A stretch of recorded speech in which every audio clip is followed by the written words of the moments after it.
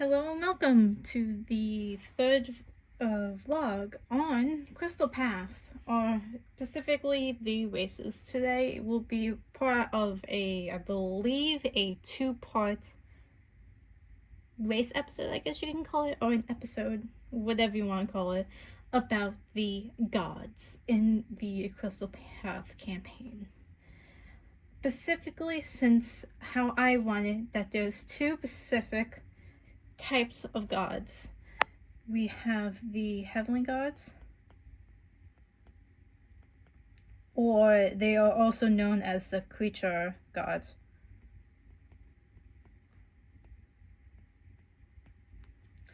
As well, and I'll use another color.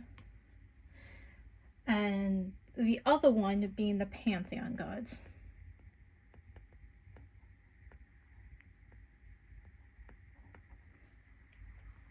Today we will go over more the Pantheon God side, since honestly I believe that these might be a more easier concept to grasp for some people. And plus, on top of that, I do know a lot of people, if they are creating a character that is one of these races, might have a problem with actually drawing them. If, like, let's say you have a problem with drawing animals, you wouldn't have to worry about that if you chose a Pantheon god, or what other race you chose. But today we'll be talking about the Pantheon god version. I'll just go back to my blue. So, we'll start with some background of the race in general. So yes, this is a race that you really have to talk to your dungeon master, game master, DM, GM, whatever you guys call it, rather than you creating it on your own. Mostly because you can go fully OP with your characters or not. How I like to do it is that the character does have powers and they might be linked to something, or it's due to their status and they get considered as a god, but then they're born into it almost. So to start, the race in general would be, the ability stores would all be a +2 to any stat.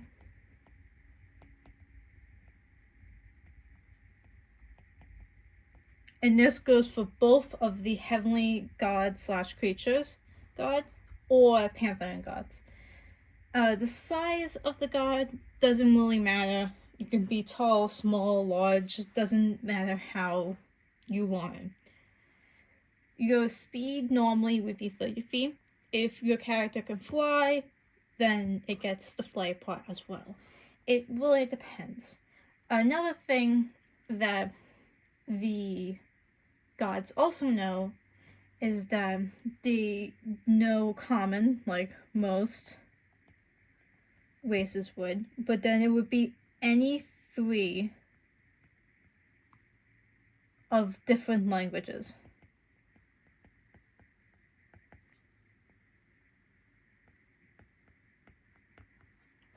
So any 3, your choice. And as mentioned, age limit, unlike most, does not matter. If you want to be 1,000 years old, go ahead. If you want your character to look more, let's say to 30, but then actually like 1,000 years old, that's fine. Doesn't matter really. But as mentioned, this is something that you would also have to talk to your dungeon master, GM, whatever you call it. Only because they might be like, yeah, no, the god should be this age for the campaign. As well as the powers for both shouldn't be fully overpowered if you are physically planning on playing this character. You shouldn't go fully OP, only because then it wouldn't be fully fun if, let's say, you have a human character who's using a crossbow and then you're over here practically one-shotting the enemy. But going on over to the Pantheon gods. All gods, in general, get a name driven from something.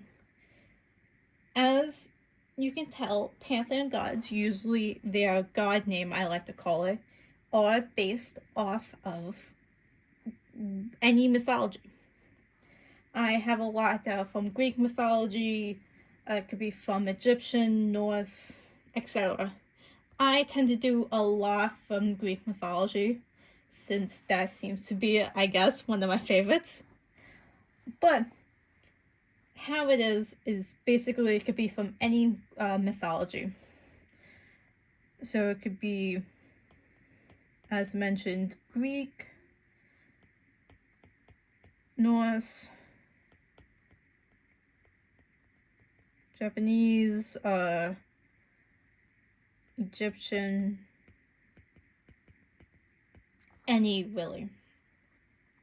But as well as with these god names, it could be their actual name if you would like. How I usually do it is that their god name is separate from their actual name. For an example, I have a character that is, I wouldn't fully say based off of Zeus, but he uses the Zeus name as his god name, but his actual name is Fulgur. Yes, I know in Latin that means lightning, if I'm correct, but it's not the exact same as his god name. As well with the Pantheon gods, they seem to hold more status.